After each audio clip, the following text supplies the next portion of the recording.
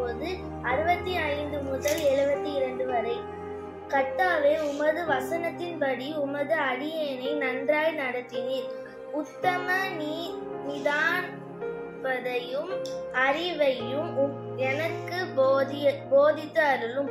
உம்முடைய கற்பனைகளை விசுவாசிக்கிறேன். நான் உபத்திரவப்படுத்தும் முன் வழி தப்பி நடந்தேன். இப்பொழுதோ உம்முடைய வார்த்தைகளை கற்றுக்கொண்டேன்.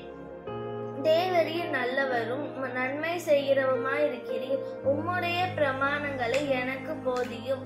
அகங்காரிகள் எனக்கு விரோதமாய் பொய்களை பிணைக்கிறார்கள். நானோ முழு இருதயத்தோடும் உம்முடைய கட்டளைகளை கைக்கொள்ளுவேன்.